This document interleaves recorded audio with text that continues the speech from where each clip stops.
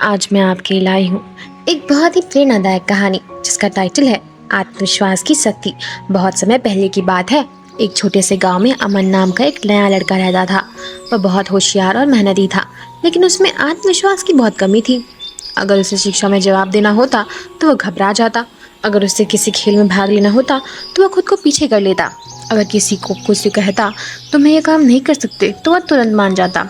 उसके दोस्त और शिक्षक उसे समझाते, अमन, अगर तुम खुद पर विश्वास नहीं करोगे तो कोई तुम पर विश्वास क्यों करेगा। लेकिन अमन को लगता कि वह सफल नहीं हो सकता। एक दिन गांव में एक ज्ञानी संत आए। वो बहुत समझदार थे, जीवन की बड़ी बड़ी सीख देते थे। अमन उनके पास गया और कहा, गुरुजी, मुझे कभी भी कोई काम से डर लगता है। मुझे कभी कभी लगता है कि मैं किसी चीज़ में अच्छा नहीं हूँ। गुरुजी मुस्कुराए, बेटा, तुम्हारी सबसे बड़ी ताकत तुम्हारे अंदर है, आत्मविश्वास। अगर तुम खुद पर भरोसा रखोगे तो कोई भी कठिनाई तुम्हें हरा नहीं सकती। अमन को यह बात समझ नहीं आई। तभी गुरुजी ने उसकी परीक्षा लेने के लिए कहा। गुरुजी ने अमन को छोटी सी लकड़ी का पुल दिया और उसके पास जाकर कहा, अगर तुम इस पुल को पार कर लेते हो तो तुम्हें एक इनाम मिलेगा। अमन ने पुल को देखा, वो बहुत कमजोर और हिलने वाला लग रहा था। अमन डर गया और बोला, गुरुजी, ये पुल तो कमजोर है, अगर मैं इस पर चला तो मैं गिर जाऊंगा।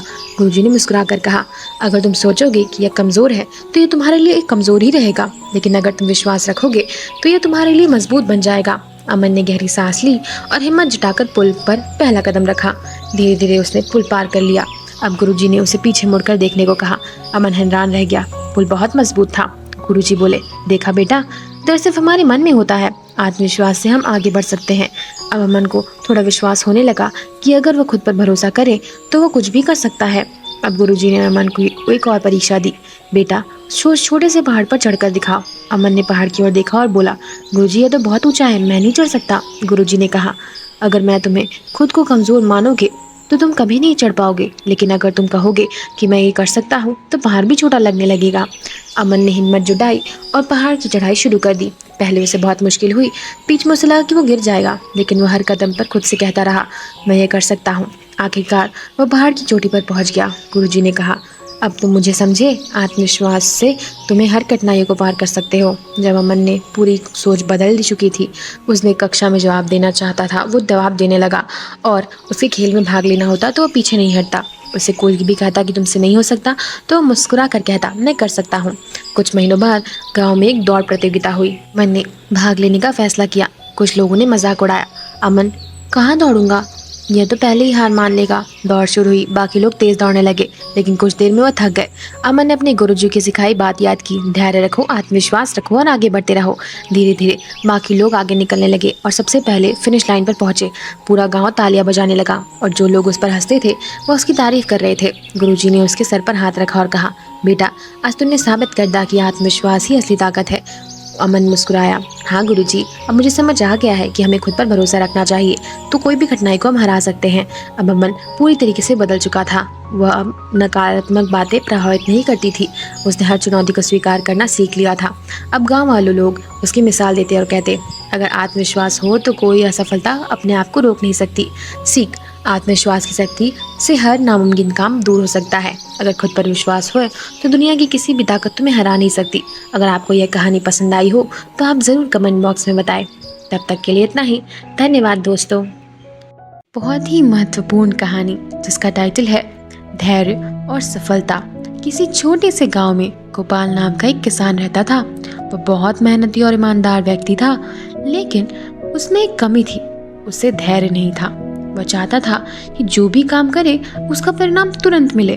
गोपाल को लगता था कि सफलता मेहनत से नहीं बल्कि जल्दबाजी और किस्मत से मिलती है। हर साल गोपाल अपने खेतों में फसल उगाता, लेकिन जैसे ही पौधे छोटे हुए अंकुरित रूप में उगते वो उसे बेचैन हो जाता बेचने के लिए। वह रोज खेतों में जाकर देखता और देखता कि अभी तक फसल बड़ी क्यों नहीं हुई। मैंने इतनी मेहनत की फिर भी मुझे जल्दी परिणाम क्यों नहीं मिल रहा। जल्दबाजी में वह कई बार पौधों को ज्यादा पानी दे देता या खाद डाल देता, उनकी जड़ों को नुकसान पहुंचा देता। उनकी यह अधीरता फसल के खराब होने का कारण बन जाती। उसे हर साल नुकसान उठाना पड़ता। गांव में एक बुजुर्ग किसान रहते थे जिसे सब लोग बहुत सम्मान देते थे। उन्होंने गोपाल को परेशान देखा और कहा, बेटा, सफलता पाने के लिए मेहनत के साथ धैर्य भी जरूरी होता है। जो पेड़ आज बीज उगा सकता है वह एक दिन में फल नहीं देता, लेकिन गोपाल ने उसकी बात को गंभीरता से नहीं लिया और सोचता रहा कि मेहनत करने के बावजूद उसे सफलता क्यों नहीं मिल रही। एक दिन गांव में अकाल पड़ गया, किसान की फसलें सूखने लगी।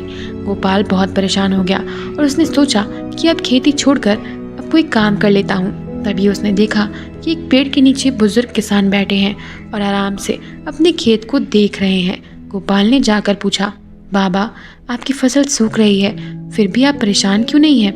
बेटा, धैर्य रखना सीखो। मैं जानता हूँ कि हर कठिन समय के बाद अच्छा समय आता है। अपनी फसल को धीरे धीरे तैयार होते हुए देखता हूँ और सही समय पर मैं उसे संभाल लूंगा, बुजुर्ग ने मुस्कुराते हुए कहा। इस बार गोपाल ने बुजुर्ग किसान की बात को गंभीरता से लिया और फसल के साथ धैर्य रखने का निश्चय किया।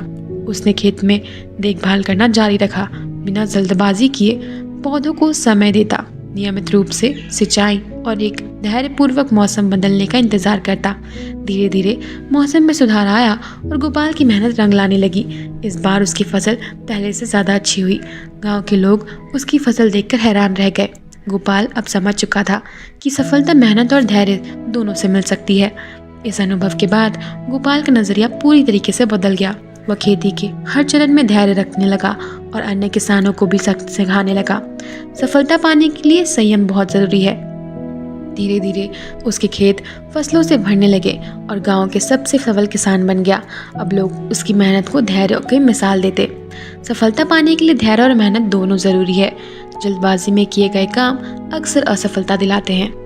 सही समय का इंतजार करना सफलता की कुंजी है। गोपाल की इस कहानी से हमें यह सीख मिलता है कि धैर्य ही वही गुण है जो जीवन में सबसे बड़ी सफलता दिला सकता है। हमें कभी भी जल्दबाजी नहीं करनी चाहिए, बल्कि धैर्य और कड़ी मेहनत से आगे बढ़ना चाहिए। तो दोस्तों, यह थी आज की कहानी। मिलते हैं अगले वीडियो में। देखने के लिए धन्यवाद। सच्ची मित्रता। गांव में अमन और अजय नाम के दो दोस्त रहते थे। दोनों बचपन के साथी थे और उनकी दोस्ती पूरे गांव में मशहूर थी। अमन एक सीधा साधा लड़का था जो हमेशा सच्चाई के मार्ग पर चलता था। दूसरी ओर अजय थोड़ा चालाक और महत्वाकांक्षी था, लेकिन वह अपनी दोस्ती को कभी भी उतना आदर नहीं करता था। एक बार उसके गांव में सूखा पड़ गया और दोनों के परिवार को काफ़ी परेशानियों का सामना करना पड़ा। खेतों में कुछ भी नजर नहीं पा रहा था। उसने अपनी आमदनी से कोई साधन नहीं था। अमन और अजय ने सोचा कि क्यों ना काम की तलाश पर शहर जाया जाए, जिससे वो अपने परिवार की मदद कर सके। अमन ने अजय से कहा, दोस्त, हम दोनों साथ चलेंगे। जैसे बचपन में हर मुश्किल का सामना किया था, वैसे अजय ने हिम्मत से हिस्सा हिलाया और दोनों शहर की ओर चढ़ पड़े। शहर पहुंचते ही उन्हें कई जगह पर काम ढूंढना किया और काफ़ी कोशिशों के बाद उन्हें एक व्यापारी के यहाँ काम मिल गया। उनका काम दिन भर सामान को देख रेख करना था और व्यापारी का हिसाब किताब संभालना था। कुछ महीनों तक वे मेहनत से काम करते रहे और व्यापारी ने उनकी ईमानदारी को देखकर उन्हें तनख्वाह बढ़ा दी। अमन हर महीने अपने काम में अपनी कमाई का हिस्सा घर भेजने लगा, जबकि अजय अपनी कमाई को सहेजता ताकि भविष्य में कुछ बड़ा कर सके। एक दिन अजय ने मन में लालच आ गया। उसने सोचा, अगर मैं व्यापारी को 30 तिजोरी में एक पैसे डाल लूँ तो मुझे शायद जल्दी अमीर बनने का मौका मिल जाए।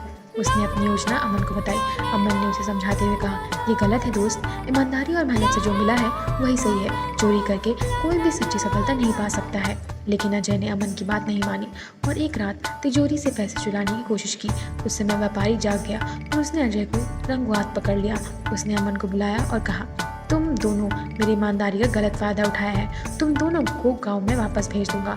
अमन ने व्यापारी के सामने सच्चाई रखते हुए कहा, मालिक, मैंने कुछ नहीं किया। अजय मेरा दोस्त है, लेकिन मैं उसे हमेशा सही रास्ता दिखाने की कोशिश करता हूँ। अगर आप चाहे तो मुझे सजा दे, पर मैं निर्दोष हूँ। व्यापारी ने अमन की सच्चाई को समझा और उसे माफ कर दिया, लेकिन अजय को गाँव वापस भेज दिया। अमन ने इस घटना से सीख ली कि सच्ची मित्रता वही होती है जो सही राह दिखाए और कठिनाइयों में साथ दे। अजय ने अपनी गलती मानी और गाँव लौटकर वापस अपने जीवन सुधारने का संकल्प लिया। मूल्यवान संदेश। इस कहानी से हमें यह सीख मिलती है कि सच्ची मित्रता वही है जो हमेशा सच्चाई का साथ दे और हमें गलत राह पे जाने से रोके। दोस्तों, यह थी आज की स्टोरी। मिलते हैं अगले वीडियो में। देखने के लिए धन्यवाद। हेलो दोस्तों, आज की कहानी है संस्कार और अनुशासन की कहानी। राहुल का परिवार एक छोटे से गांव में रहता था। उनका परिवार साधारण लेकिन संस्कार और अनुशासन में विश्वास रखने वाला था। राहुल के दादाजी हरीश दास जी परिवार के सबसे बुजुर्ग और सम्मानित व्यक्ति थे। वे गांव में अपनी ईमानदारी और मेहनत के अनुशासन के लिए जाने जाते थे।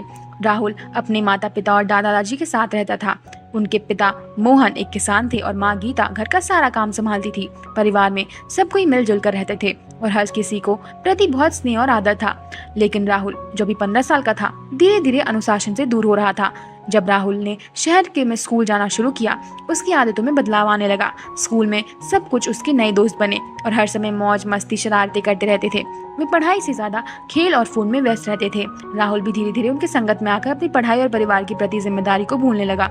रोजाना स्कूल से राहुल लौटने के बाद खेल में व्यस्त रहता और रात होते होते फोन या टीवी में लग जाता। माता पिता ने कई बार उसे समझाने की कोशिश की, लेकिन राहुल ने उनकी बातों पर ध्यान नहीं दिया। हरिदास ने उनके देखा कि राहुल की आदतें बदल रही है, वह अनुशासनहीन हो रहा है। वे जानते थे कि अगर राहुल को सही समय पर नहीं समझाया गया तो उसकी यह लापरवाही उसके भविष्य के लिए खतरनाक हो सकती है।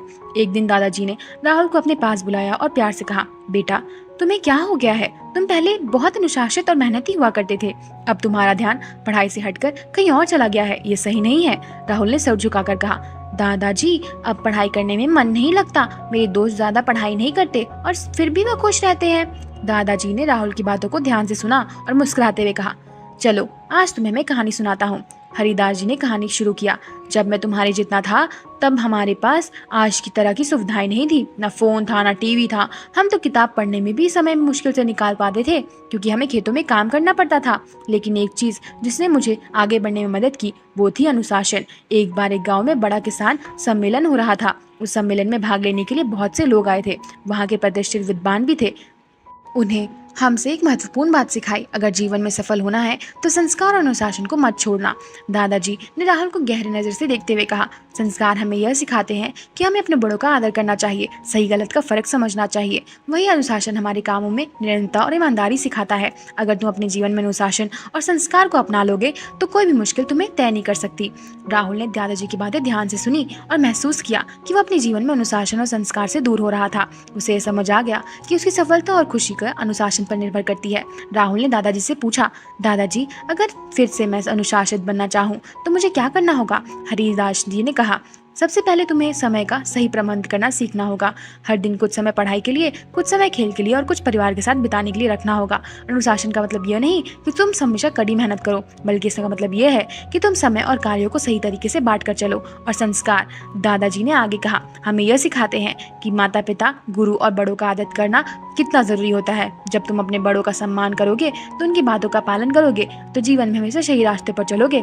राहुल ने उस दिन से अपने जीवन में अनुशासन और संस्कार को अपनाने का फैसला किया और अपने से समय का सही शेड्यूल बना लिया। राहुल के इस बदलाव को देखकर उसके माता पिता और दादाजी बहुत खुश थे। राहुल ने अनुशासन और संस्कार जीवन देखकर उसके दोस्त प्रभावित हुए। राहुल ने उन्होंने पूछा, तुमने ये बदलाव कैसे किया? हमारी तो बदलाव होती ही नहीं। राहुल ने अपने दोस्तों से कहा, मेरे दादाजी ने मुझे सिखाया है कि जीवन में अनुशासन और संस्कार सबसे महत्वपूर्ण होते हैं। अगर तुम अपनी दिनचर्या को सही तरीके से प्रबंध करोगे और अपने बड़ों का आदर करोगे तो तुम भी सफल हो सकते हो। समय के साथ राहुल ने अपने स्कूल की परीक्षा में बहुत अच्छे अंक प्राप्त किए और अपने परिवार और दादाजी की उम्मीदों पर खड़ा उतरा। राहुल ने अपने दादाजी का हाथ पकड़ते हुए कहा, दादाजी, आपकी सिखाई हुई बातें मेरे जीवन का आधार बन गई है। यह कहानी से हमें यह सीख मिलती है कि जीवन में अनुशासन और संस्कार से सफलता और संतोष प्राप्त किया जा सकता है। अगर हम अपने समय का सही उपयोग करेंगे और अपने बड़ों का आदर करेंगे तो हम हर मुश्किल को पार कर सकते हैं। तो दोस्तों, यह थी आज की कहानी। मिलते हैं अगले वीडियो में। देखने के लिए धन्यवाद। सकारात्मक सोच का महत्व। रामपुर नाम के एक छोटे से गांव में एक किसान मोहन अपने परिवार के साथ रहता था। मोहन मेहनती और ईमानदार व्यक्ति था, लेकिन जीवन की परेशानियों ने उसे अक्सर निराश कर दिया था। हर साल वो बड़ी उम्मीद से फसल बोता, फिर भी सूखे के मारे, कभी बाढ़ के मारे उसकी आधी मेहनत बेकार हो जाती। वह धीरे धीरे हिम्मत हारने लगा और नकारात्मक सोचने लगा कि यदि उसकी किस्मत में सफलता नहीं है तो। मोहन के गांव में एक वृद्ध व्यक्ति माधव बाबा रहते थे, जिन्होंने उसे बहुत सम्मान देते थे। उन्होंने मोहन को कई बार उदास और निराश देखा। एक दिन उन्होंने मोहन को अपने पास बुलाया और कहा, बेटा, अगर तुम सकारात्मक सोचोगे तो अपनी मेहनत जारी रखोगे तो मुश्किल भी आसानी लगेगी। मोहन ने कहा, बाबा, मैं बहुत मेहनत करता हूँ, लेकिन किस्मत हमेशा साथ नहीं देती। कभी फसल सूख जाती है तो कभी बर्बाद हो जाती है। अब मुझे लगने लगा है कि शायद मेहनत का कोई मतलब नहीं। माधव बाबा ने उसकी यह कहानी सुनने का निर्णय लिया। उसने कहा, एक बार एक छोटा सा बीज था जो मिट्टी में दबा हुआ था।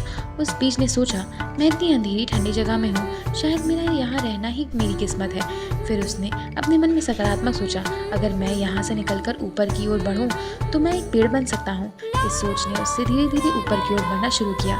कठिनाइयों का सामना करते हुए एक दिन वो विशाल वृक्ष बन गया जिसकी छाया में लोग आराम करते और फल खाते। मोहन ने इस कहानी को ध्यान से सुना और फिर उससे कहा, इसका मतलब ये हुआ कि अगर मैं भी सकारात्मक सोच रखूं और लगातार मेहनत करता रहूं तो मुझे भी एक दिन सफलता जरूर मिल सकती है। माधव बाबा ने हाँ में सर हिलाया हुआ और कहा, बिल्कुल सही, सकारात्मक सोच में हमारी ऊर्जा बढ़ती है और हर कठिनाइयों का सामना करने में शक्ति मिलती है। अगले साल उसने फिर से खेतों में मेहनत की। उसने हर दिन नई उम्मीद और सकारात्मक सोच के साथ काम किया। इस बार बारिश भी समय पर हुई और मौसम ने भी साथ दिया। उसकी फसल अच्छी हुई और उसने अच्छा मुनाफा कमाया। इस अनुभव से मोहन को जीवन को बड़ा सबक मिला। सकारात्मक सोच न सिर्फ हमारे मन को मजबूत बनाती है बल्कि कठिनाइयों को सामना करने की भी शक्ति देती है। मूल्यवान संदेश, इस कहानी से हमें यह शिक्षा मिलती है, सकारात्मक सोच के साथ की गई मेहनत का फल हमेशा अच्छा होता है। तो दोस्तों, ये थी आज की स्टोरी। मिलते हैं अगले वीडियो में। देखने के लिए धन्यवाद।